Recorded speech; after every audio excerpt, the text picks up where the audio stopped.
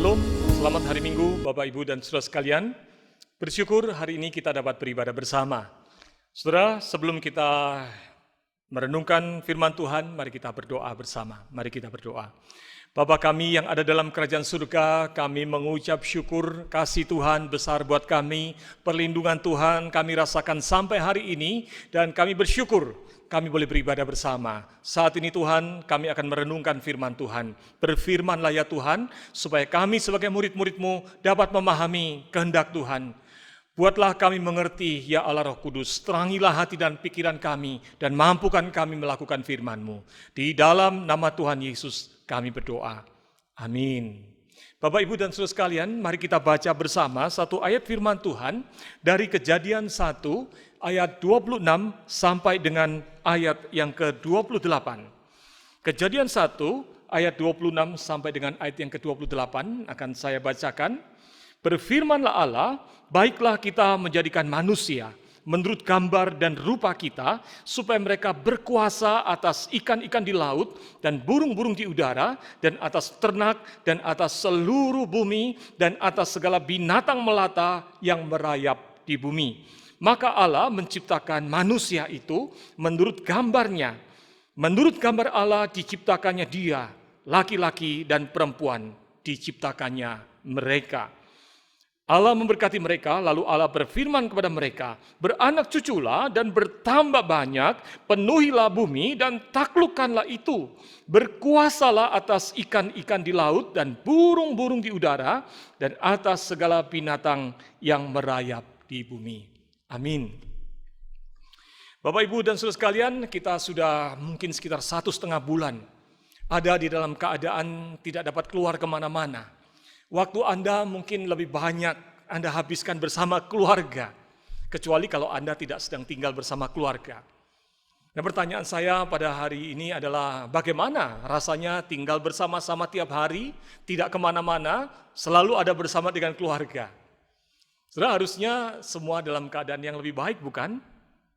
Tapi saudara sekalian, menarik sekali, ada sebuah artikel yang saya baca tentang bagaimana keluarga-keluarga hidup ketika lockdown terjadi. Saudara, melalui studi yang dilakukan, ternyata di China ketika terjadi keadaan wabah virus COVID-19 ini, maka 50,4% orang mengalami gejala depresi, 44,6% orang merasakan kecemasan, dan 34% mengalami sulit tidur, insomnia. Gara-gara hidup bersama dalam satu keluarga, tidak pergi kemana-mana, jadi bikin stres. Wah, menarik sekali. Menarik juga satu penelitian yang dilakukan di Amerika. Dilakukan survei terhadap sekitar 500 orang, maka responnya adalah seperti ini. Ternyata 1 dari 6 orang tua mengaku pernah memukul atau menampar anak mereka setidaknya sekali dalam 2 pekan terakhir. Bahkan 11% orang tua mengatakan telah melakukan hal tersebut selama beberapa kali selama ada di dalam keadaan lockdown ini. Saudara, banyak orang tua stres, anak-anak juga bosan di rumah, lalu bikin stres di rumah sehingga orang tua jadi nggak sabar, saudara. Bahkan dari survei itu dikatakan frekuensi membentak, berteriak, dan menjerit kepada anak-anak itu meningkat sekali. 4 dari 10 orang tua mengatakan bahwa mereka telah melakukan hal itu beberapa kali atau bahkan sering kali, saudara. Lalu kemudian kemarahan, emosi terjadi di dalam hidup keluarga. Yang menarik kemudian berikutnya, menarik sekaligus menyedihkan, saudara sekalian. Laporan dari China setelah selesai masa COVID-19 yang mereka alami. Di Dachau, di provinsi Sichuan, saudara sekalian, didapati peningkatan jumlah perceraian. 300 pasangan hendak bercerai setelah selesai dari COVID-19 itu. Jadi saudara sekalian, apa yang terjadi dengan rumah tangga? Hidup bersama di tengah keluarga bukan menjadi nyaman dan damai, malah yang terjadi adalah perceraian meningkat. Lalu kemudian yang terjadi juga adalah catatan begitu banyak tentang KDRT, kekerasan dalam rumah tangga. Saudara, pertanyaannya adalah mengapa ketika Justru hidup bersama-sama malah terjadi kondisi seperti ini. Saudara, ketika saya pelajari beberapa jurnal psikologi penelitian yang ada, saudara, maka rupanya begini, bagi para wanita, bagi para ibu rumah tangga, ketika COVID ini terjadi dan mereka harus tinggal di rumah, tidak boleh kemana-mana, anak belajar di rumah, suami bekerja di rumah, maka tiba-tiba seorang wanita akan mendapatkan tumpukan pekerjaan begitu banyak. Bukan hanya pekerjaan rumah tangga, mencuci, memasak, membersihkan rumah, tapi juga harus mengajar anak di rumah. Setelah mengajar anak di rumah itu bikin frustrasi, apalagi kalau anaknya sudah mulai bosan. Lalu suami di rumah juga, bukannya bantu tapi suaminya juga bosan di rumah. Wah, bikin stres, saudara. Apalagi bila ibu ini, wanita ini adalah wanita karir. Maka ketika dia biasa pagi hari ke kantor, pulang rumah, baru kemudian bereskan urusan rumah, hari ini selama sepanjang hari dari bangun, sudah ngurusin urusan rumah tangga, sambil kerja, mengerjakan pekerjaan kantor, juga mencuci, membersihkan, memasak, dan juga mengasuh anak, mengasuh suami. Wah, saudara, itu sebabnya banyak ibu-ibu yang mengalami stres, depresi. Bahkan mereka yang adalah wanita karir mulai mikir-mikir, jangan-jangan perusahaan tempat saya bekerja nanti tutup. Maka di Amerika banyak istilah, saudara, selesai COVID-19 ini, ibu-ibu ketakutan menjadi ibu rumah tangga gaya tahun 50-an, yang cuma di rumah masak, ngepel, mencuci, ngerawat anak. Saudara, itu menjadi momok yang menakutkan. Bagaimana dengan para pria? Para pria juga sama, saudara sekalian. Ketika mereka biasanya pagi pergi ke kantor, bekerja, tiba-tiba sekarang tidak boleh kemana-mana. Wah, saudara, buat seorang pria itu masalah. Pria itu biasa tugas luar, bukan? Lalu tiba-tiba terkurung di rumah. Saya kok tiba-tiba ada di dalam keadaan yang tidak berarti begini, mengerjakan hanya kerjaan rumah tangga. Jadi bikin stres, saudara. Sambil kerja, ngetik, ngurus anak. Sambil kerja, istri minta beresin rumah. Maka, saudara, potensi depresi semakin besar. Kalau kemudian ketemu istri salah ngomong, berantem. Maka tingkat depresi dan stres semakin tinggi. Bagaimana dengan anak-anak? Sama, saudara. Anak-anak juga tiba-tiba merasa, loh, saya ini kan pelajar, kok tiba-tiba harus juga jadi pembantu rumah tangga. Biasanya saya pergi ke sekolah, tahu beres, diberi bekal makanan, makan di sana, pulang rumah selesai, tinggal tidur, belajar lagi, selesai.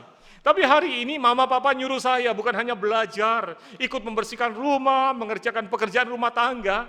Lah, kok tiba-tiba saya jadi pembantu rumah tangga? Ini kan pekerjaan rumah tangga. Apa hubungannya dengan saya? Saudara, maka oleh sebab itu, maka kemudian terjadilah keadaan yang memperkeruh hidup bersama di dalam rumah tangga. Nah, kalau gitu bagaimana caranya memperkuat daya tahan keluarga di tengah COVID-19 ini? Saudara, di bulan Mei ini adalah bulan keluarga. Maka tema keluarga akan dijadikan khotbah berseri minggu pertama dan minggu kedua. Temanya sama, yaitu menjadi keluarga Kristen yang kuat menghadapi COVID-19. Bagaimana caranya? Cara memperkuat adalah memperkuat peran panggilan kita sebagai pria dan wanita. Baik sebagai pria dewasa, menjadi ayah, menjadi suami, maupun juga pria anak-anak, anak lelaki maksudnya. Menjadi wanita dewasa maupun juga menjadi anak-anak wanita yang ada di rumah. Kalau peran itu diperkuat, saya yakin peran keluarga, kekuatan keluarga akan semakin besar. Nah, minggu ini kita akan membahas tentang peran, ya, menerima, menghargai dan menghidupkan peran pria di tengah keluarga. Saudara, pertanyaannya mungkin bagi saudara adalah, memangnya apakah ada beda antara pria dan wanita di hadapan Tuhan? Saudara, memang sekalian, ketika Tuhan menciptakan pria dan wanita, semua diciptakan dalam gambar dan rupa Allah. Kalau kita lihat dalam Kejadian 1 ayat 27 yang tadi kita baca, dikatakan begini, maka Allah menciptakan manusia itu menurut gambarnya, menurut gambar Allah diciptakannya dia. Jadi manusia diciptakan menurut gambar Allah, sama. Lalu dilanjutkan dengan kalimat begini, laki-laki dan perempuan diciptakannya mereka. Nah, di sini saudara sekalian mulai ada catatan. Tadinya disebut manusia, sekarang kemudian disebut pria dan wanita. Saudara, hal ini mengantar kita kepada doktrin penting tentang penciptaan manusia. Bahwa manusia, pria dan wanita adalah sama di hadapan Allah dalam hal sebagai pribadi yang diciptakan dalam gambar dan rupa Allah. Nilainya sama, tetapi ada beda. Bedanya bukan hanya fisik antara pria dan wanita. Wayne Grudem berkata begini, penciptaan manusia sebagai pria dan wanita menunjukkan citra Allah di dalam hal pertama hubungan interpersonal yang harmonis. Pria dan wanita memang diciptakan berbeda untuk suatu hubungan yang harmonis. Lalu yang berikutnya adalah kesetaraan. Setara dalam hal apa? Sama dalam hal apa? Yaitu dalam hal kepribadian dan di dalam hal nilainya di hadapan Allah. Yang ketiga, ada perbedaan di dalam hal peran dan wewenangnya. Nah, karena minggu ini kita akan mempelajari tentang pria, maka kita akan bertanya, siapa sih pria itu? Apa panggilan seorang pria?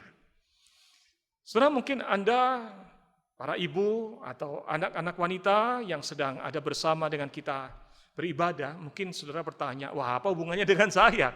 Saya ikut mendengarkan khotbah tapi ini tentang pria. Saudara, Anda punya kepentingan. Pertama, kepentingan saudara adalah supaya saudara tahu panggilan apa dalam hidup seorang pria. Supaya Anda nantinya dapat menerima panggilan itu, supaya Anda kemudian dapat bekerja sama dengan pria. Jadi saudara punya kepentingan. Bahkan berikutnya adalah supaya saudara mendukung panggilan pria. Mendukung pria yang ada dalam keluarga Anda untuk dapat berperan memenuhi panggilannya. Saudara, di dalam Kejadian 2 ayat 21, firman Tuhan menggambarkan begini, bahwa Tuhan menciptakan yang pertama adalah pria. Lalu kemudian selesai Tuhan menciptakan pria, Adam itu diajak oleh Tuhan keliling Taman Eden untuk memberi nama binatang. Lalu kemudian dicatat bahwa ketika Adam keliling, dia tidak menjumpai yang sepadan dengan dia. Nah, lalu ayat 21 Tuhan ambil inisiatif. Dikatakan begini, lalu Tuhan Allah membuat manusia itu tidur nyenyak. Ketika ia tidur, Tuhan Allah mengambil salah satu rusuk daripadanya. Lalu menutup tempat itu dengan daging. Dan dari rusuk yang diambil Tuhan Allah dari manusia itu, dibangunnya seorang perempuan. Dinamai Hawa, saudara. Dan dibawa kepada Adam. Jadi saudara sekalian, ayat ini hendak menjelaskan bahwa Tuhan Allah menciptakan Adam lebih dahulu dan Hawa diciptakan kemudian. Bahkan Hawa diciptakan dari tulang rusuk Adam. Saudara, terkait dengan hal ini tidak membuat Adam lebih tinggi derajatnya dari wanita. Ingat, Adam dan Hawa nilainya sama di hadapan Allah sebagai pribadi yang diciptakan menurut gambar Allah. Namun sekalian, hal mengenai Adam diciptakan lebih dahulu ini memiliki sebuah arti, yaitu bahwa Adam bertanggung jawab terhadap wanita. Karena wanita itu berasal dari dirinya. Dia harus bertanggung jawab. Bahkan saya suka apa yang dijelaskan oleh Wayne Grudem.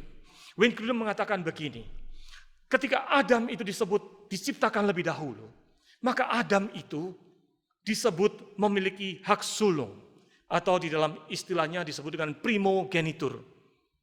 Dan ini konsisten dengan seluruh tradisi sepanjang perjanjian lama, perjanjian baru.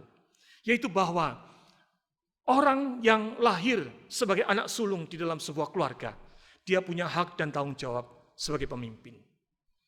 Jadi saudara sekalian, bahwa Adam diciptakan lebih dahulu. Di dalamnya mengandung unsur tanggung jawab. Dia harus bertanggung jawab atas Hawa, atas wanita. Dia harus memimpin wanita. Nah, kalau kita lihat saat kejatuhan, yang menarik saudara sekalian, waktu manusia jatuh ke dalam dosa, Hawa yang digoda oleh iblis. Tapi pada waktu kemudian Tuhan mencari manusia, yang dicari siapa? Yang dicari oleh Tuhan Allah bukan Hawa, tapi yang dicari oleh Tuhan Allah adalah Adam. Di mana kamu? Kenapa saudara sekalian? Adam harus bertanggung jawab. Apalagi kalau kita baca dalam Kejadian 3 ayat 6, sesungguhnya ketika Hawa sedang digoda oleh iblis, Adam itu ada bersama-sama dengan Hawa. Tapi dia tidak bertanggung jawab, dia tidak melarang, dia tidak melindungi Hawa. Maka Tuhan Allah memanggil Adam, di manakah kamu? Itu sebabnya saudara, saya suka apa yang dikatakan John Piper. Di sinilah letak sebuah tanggung jawab ditunjukkan. Adam harus bertanggung jawab atas Hawa. Saudara, John Piper bersama beberapa penulis menulis sebuah buku untuk mempertegas identitas gender pria dan wanita di dalam firman Tuhan supaya masyarakat tahu apa perbedaannya. Yang menarik adalah gambaran tentang siapakah pria. Di dalam buku ini, saudara sekalian, John Piper berkata, yang disebut dengan Christian manhood atau kepriaan itu. Apa sih bedanya pria sama wanita? Pria dan wanita bukan hanya beda fisik, pria dan wanita beda di dalam hal panggilannya. Inti dari kepriaan itu, yang matang itu adalah bahwa adanya rasa bertanggung jawab yang bertujuan untuk kebaikan wanita, yang dilakukan dalam hal memimpin, mencukupi, melindungi. Jadi tanggung jawab. Pria itu panggilannya adalah bertanggung jawab, melindungi, memberikan hal yang baik buat wanita. Dalam 3 hal, 3M, saudara. Memimpin, mencukupi, melindungi.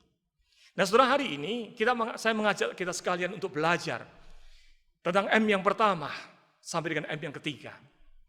Poin kita yang pertama, para pria, baik Anda mungkin adalah suami, Anda adalah seorang ayah, atau mungkin Anda adalah seorang anak-anak, anak lelaki yang masih kecil maupun remaja atau pemuda, Anda mungkin belum menikah. Para pria, Anda semua, mari kita penuhi panggilan sebagai pria yang memimpin dengan kasih.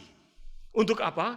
Untuk memberikan ketenangan dan kekuatan kepada segenap anggota keluarga di tengah masa COVID ini. Sehingga anggota keluarga kita semua dapat tenang dan dapat melakukan hal-hal yang positif. Setelah kalau ini terjadi di dalam kepemimpinan kita, maka keluarga kita jadi tenang. Maka keluarga kita jadi kuat menghadapi situasi COVID-19 ini. Saudara, seorang sosiolog bernama Hee Jung Chang, dia menuliskan sebuah tulisan dan dia berkata begini, dunia adalah tempat yang menakutkan bagi anak-anak dan remaja pada saat ini. Dan di dalam ketakutannya itu, anak pemuda, anak remaja, anak-anak kecil mengalihkan ketakutannya itu kepada orang tuanya. Berlindung, minta perhatian pada mamanya. Nah, mamanya, saudara sekalian, tiba-tiba mendapatkan tadi beban tambahan. Ngurus rumah tangga, juga ngurus ketakutan anak-anaknya, belum lagi kalau ada anggota keluarga lain yang juga mengalami depresi atau bahkan sakit. Saudara sekalian, maka dikatakan oleh Hee Jung Chang bahwa para ibu rumah tangga hari ini mengalami triple load, menjadi triple load women.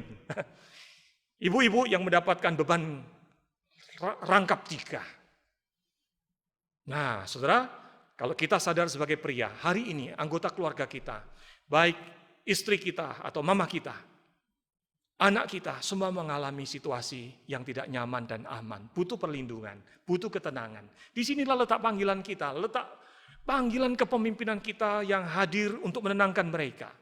Saya suka apa yang dikatakan John Piper di dalam bukunya tentang pernikahan, dia berkata begini, bahwa kepemimpinan suami di tengah keluarga itu adalah bukan hak untuk mengendalikan atau menyalahgunakan atau mungkin bahkan mengabaikan istri dan keluarga, bukan. Kepemimpinan itu digambarkan di dalam Alkitab seperti Kristus memimpin jemaatnya, yaitu mengasihinya, merawatnya, menyempurnakan.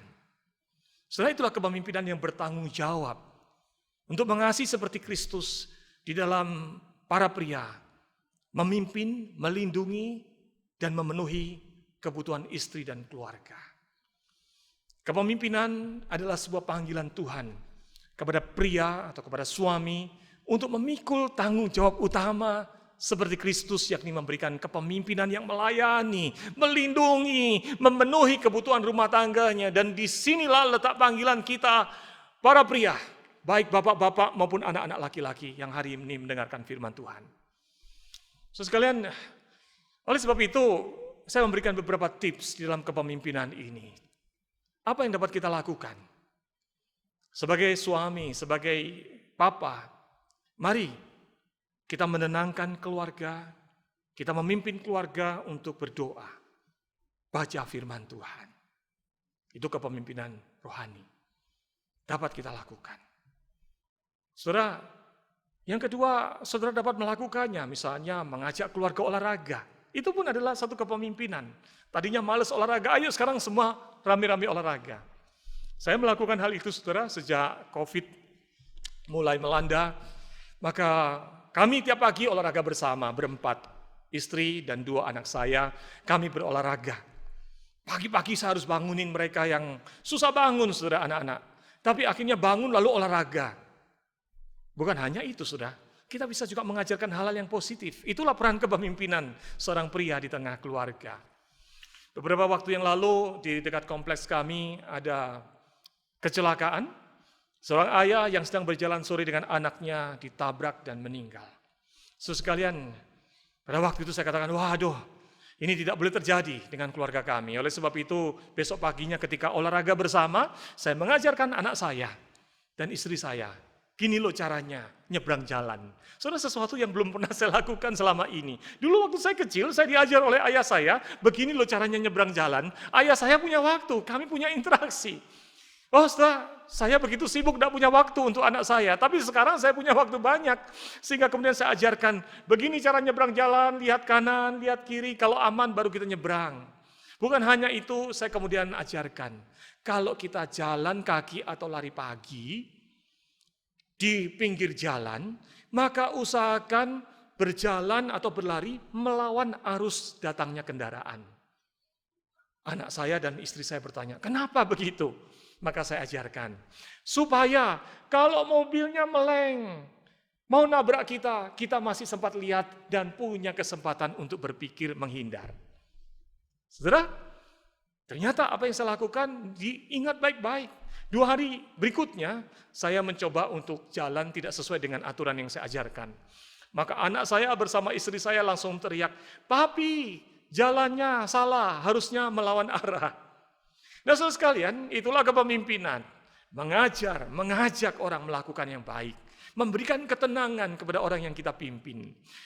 Anak-anak lelaki yang hari ini mendengarkan khotbah hari ini, kalian belum menjadi suami, belum menjadi ayah, tapi kalian juga tetap dapat menjalankan kepemimpinan pria itu. Apa yang dapat dilakukan? Ayo, ambil inisiatif. Seorang pemimpin itu ambil inisiatif. Ajak papa mama olahraga. Papa mama besok olahraga bareng ya. Itu pun kamu sudah menjadi pemimpin. Lalu, kamu bisa lakukan, putar lagu rohani di rumah. Sehingga kalau suasana jadi sudah mulai tegang, jadi tenang. Ada lagu-lagu gereja yang diputar di tengah rumah tangga. Anda bisa lakukan itu. Saudara sekalian, mari kita menjadi pemimpin yang menenangkan di tengah-tengah keluarga kita. Panggilan yang kedua, tadi memimpin, maka yang kedua adalah mencukupi kebutuhan keluarga. Saudara, mari kita memenuhi panggilan sebagai pria yang mencukupi kebutuhan keluarga dengan tetap bersandar kepada Tuhan. Bersandar kepada pemeliharaan Tuhan, sambil juga tetap melakukan kegiatan produktif di tengah keluarga, bukan diam saja. Saudara, panggilan mencukupi ini, saudara sekalian, penting buat kita. Prinsipnya adalah melakukan kerja produktif untuk memenuhi kebutuhan keluarga. Saya tahu sekalian hari ini keadaan ekonomi lagi sulit. Banyak pengusaha, pedagang, bahkan juga karyawan bingung. Ini kerjaan nggak jalan, pegawai kagak ada, semua harus tinggal di rumah, bekerja dari rumah. Bagaimana bisa jalan usahanya? Banyak usaha yang bahkan bukan bangkrut, tapi tutup. Nggak ada usaha yang bisa jalan. Kantornya nggak jalan. Saudara, kalau saudara sedang mengalami hal ini, saya katakan jangan putus asa. Di dalam hal mencukupi kebutuhan keluarga, Anda sebagai pria tidak sendirian. Ada Tuhan. Saya teringat firman Tuhan di dalam Mazmur 127 ayat yang kedua. Firman Tuhan berkata begini, sia-sialah kamu bangun pagi-pagi dan duduk sampai jauh malam dan makan roti yang diperoleh dengan susah payah. Sebab ia memberikan kepada yang dicintainya pada waktu tidur. Nah, saudara, ayat ini seperti ayat yang cocok buat orang malas. Ya, nggak usah kerja, Tuhan kasih roti buat orang yang tidur. Saudara, maksudnya bukan demikian. Maksud Tuhan adalah begini. pekerjaan itu hasilnya tidak bergantung kepada kerja keras kita saja. Bahkan orang yang kerja keras jatuh bangun, belum tentu bisa mendapatkan hasil yang baik. Tapi kalau Tuhan mau memberikan berkat-Nya kepada pekerjaanmu, bahkan tanpa engkau berusaha, ketika engkau tidur dan tidak berdaya, engkau tidak melakukan sesuatu karena tidak berdaya, itu gambaran orang yang tidur. Kalau Tuhan mau memberkati, pekerjaanmu tetap dapat mendatangkan penghasilan. Berkat itu dari Tuhan, saudara. Amin. Mari bersandar pada Tuhan di dalam rangka memenuhi panggilan mencukupi kebutuhan keluarga. Jangan frustrasi. Kalau Anda hari ini masih bisa kerja di rumah, tapi saudara mengerjakan dengan cara yang beda dengan biasa. Biasa saudara pergi ke kantor pagi hari berjas dasi atau pakai baju batik, pakai seragam, rasanya profesional banget. Hari ini saudara tidak boleh kemana-mana, mengerjakannya di rumah saudara. Dan saudara mengerjakan dengan celana pendek, dengan kaos, tadinya saudara merasa senang, bisa bebas, tapi lama-lama saudara mulai merasa, ini kerja kayak apa sih ini? Enggak profesional banget. Saudara biasanya membuat laporan keuangan sambil mengetik di kantor yang rapi dan dingin. Hari ini saudara karena bekerja dari rumah, Anda membuat laporan keuangan sambil goreng tempe. Sambil goreng tempe saudara. Saudara mulai mikir, aduh Tuhan, hidup ini kok kayaknya nggak ada artinya. Yang gua kerjain kok kayak begini. Sampai kapan Tuhan? Saudara, kalau saudara sedang dalam keadaan jemu, saudara mulai down, galau, drop, tidak jadi semangat dalam bekerja, saya katakan tetaplah bersemangat dalam bekerja. Jangan kehilangan arti hidup ini. Apa yang saudara kerjakan tetap bermakna. Saudara, kebermaknaan hidup itu, kebermaknaan kerja atau kegiatan kita itu, bukan bergantung cara kita melakukannya. Tapi saudara, ada 3 hal yang jadi tolok ukurnya. Yang pertama adalah, apakah yang sedang kita kerjakan itu berhubungan dengan tujuan hidup kita? Yang kedua, apakah yang kita kerjakan itu penting buat hidup kita dan orang lain? Yang ketiga, apakah yang kita kerjakan itu koheren, yaitu berhubungan dengan tanggung jawab saya, dengan panggilan saya. Dan saudara, asal saudara tahu, ketika saudara bekerja dari rumah, apapun dengan cara apapun saudara mengerjakannya, saudara sedang mengerjakan panggilan saudara untuk mencukupi keluarga Anda. Berarti pekerjaan saudara sangat bermakna. Anda tidak kehilangan arti hidup ini hanya dengan menggoreng tempe sambil ngetik di komputer. Tetap berharga apa yang saudara lakukan. Amin. Saudara, demikian juga kalau di sini ada anak lelaki. Apa yang dapat Anda lakukan? Apa yang dapat kamu lakukan untuk suatu kegiatan produktif yang berguna buat keluarga? Saya sarankan baik suami yang masih punya waktu lebih banyak di rumah, anak-anak laki yang ada di rumah, ayo mulai kerjakan pekerjaan produktif. Mengerjakan pekerjaan rumah tangga itu bukan pekerjaan rendahan. Anda bahkan juga bisa mulai melakukan sesuatu yang produktif lainnya. Teman saya melaporkan apa yang dia lakukan. Dia katakan, wah Musa, sekarang saya jadi ahli betulkan setrikaan. Dia punya setrikaan sudah rusak lama. Tapi gara-gara COVID-19 tidak boleh kemana-mana, akhirnya dia bongkar-bongkar setrikaan. Nggak tahu cara betulin setrikaan gimana, dia lihat di YouTube, di video bagaimana cara betulkan setrikaan. Lalu kemudian dia betulkan solder, jadi setrikaannya bisa dipakai lagi saudara sekalian. Wah bangga sekali. Saya juga sama saudara, di rumah saya ada 2 exhaust fan, ya, kipas angin, yang sudah 3 tahun saudara, rusak. Betulin sendiri kagak bisa, panggil tukang, lupa terus. 3 minggu yang lalu, saya lihat bagaimana cara memperbaikinya, saya belajar dari internet, lalu saya pesan secara online spare part-nya. 2 minggu yang lalu saya bongkar saudara di hari Senin pagi, ketika itu hari libur hamba Tuhan, saya bongkar-bongkar. Lalu saya solder, sudah lama nggak solder saudara, sehingga susah membedakan antara kabel sama jari tangan saya. Sehingga akhirnya jari tangan saya kesolder. Nggak apa-apa saudara, yang penting akhirnya exhaust fan-nya, kipas anginnya bisa dipakai lagi. Oh rasanya bangga. Apalagi istri berkata, wah bagus, terima kasih, sekarang jadi adem. Saudara sekalian, banyak hal produktif yang dapat dilakukan. Ingat, kata mencukupi ini berbicara tentang segala kegiatan produktif yang berguna, bermanfaat bagi keluarga. Yang ketiga, saudara sekalian, apa yang dapat dilakukan? Saudara, saya mengajak para pria, baik para pria dewasa maupun anak laki-laki, mari penuhi panggilan sebagai pria yang bertanggung jawab dalam hal melindungi keluarga di tengah COVID-19 ini. Itu panggilan kita, melindungi. 1 Petrus 3 ayat 7 memberikan nasihat yang menarik. Demikian juga kamu, hai suami-suami, hiduplah bijaksana dengan istrimu sebagai kaum yang lebih lemah. Saudara, ketika dikatakan bahwa istri atau wanita adalah kaum yang lebih lemah, bukan berarti lemah secara mental, lemah secara iman, bukan. Tetapi lemah secara fisik, butuh perlindungan. Hari itu, saudara, ketika surat itu ditulis, keadaan zaman berbeda. Kalau wanita belum menikah, wanita tidak dalam perlindungan orang tuanya, tidak ada pria yang melindunginya.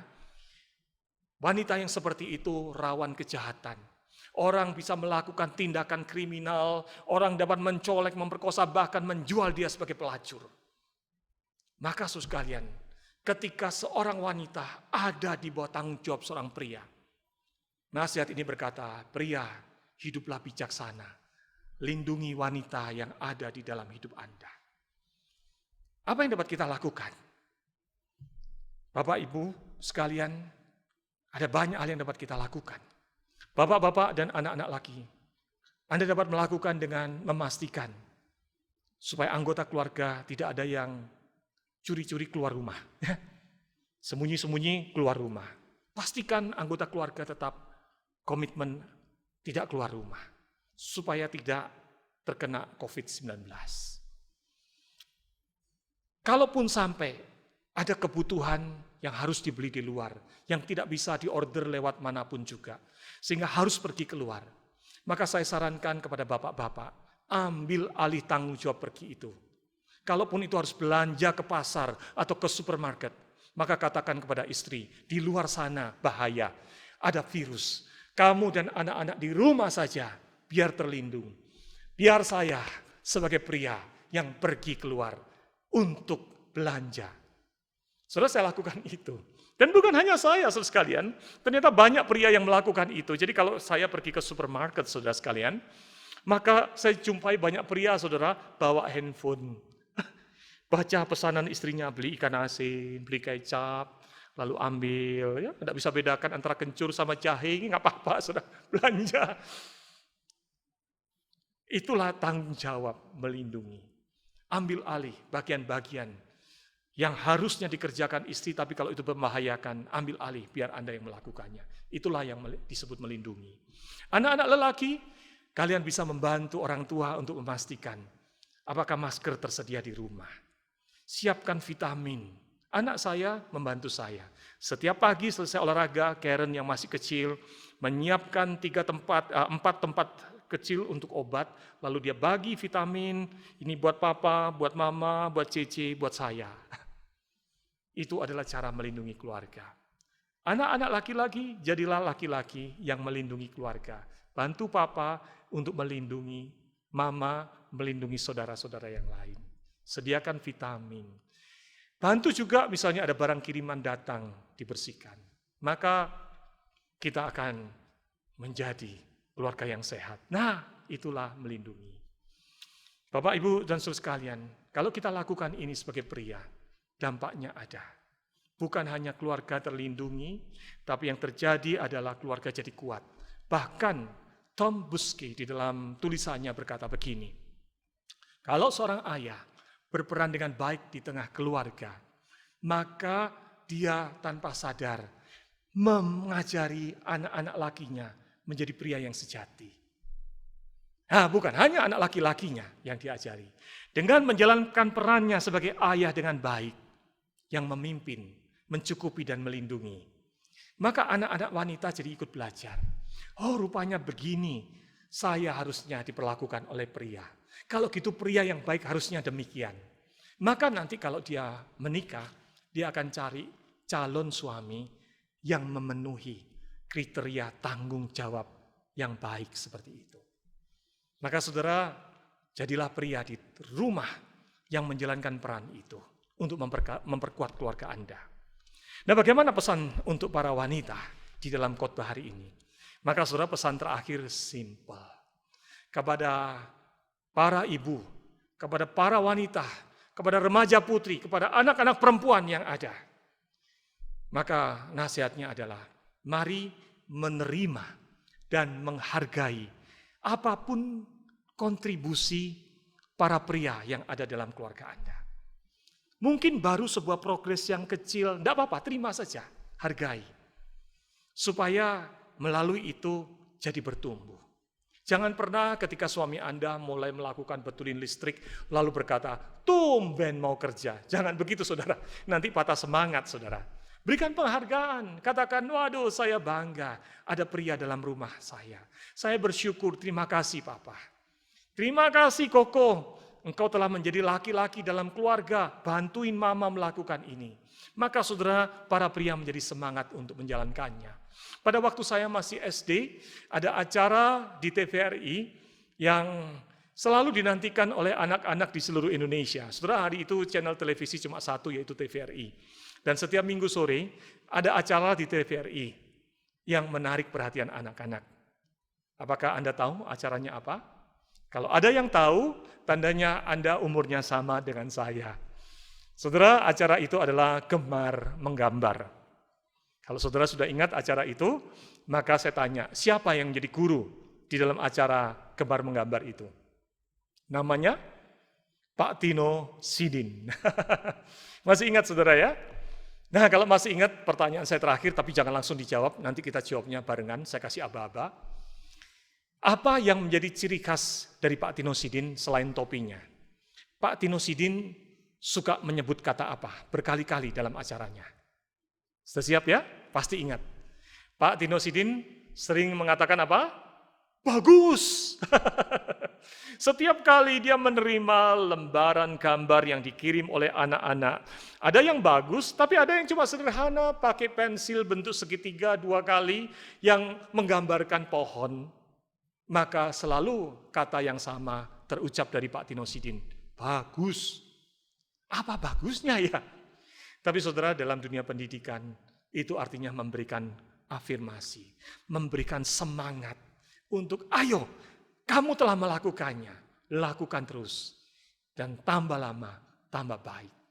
Mari kita dukung kepemimpinan para pria di dalam rumah tangga kita, supaya keluarga kita di tengah-tengah COVID ini justru belajar dan bertumbuh menjadi keluarga yang kuat. Tuhan memberkati kita sekalian. Mari berdoa.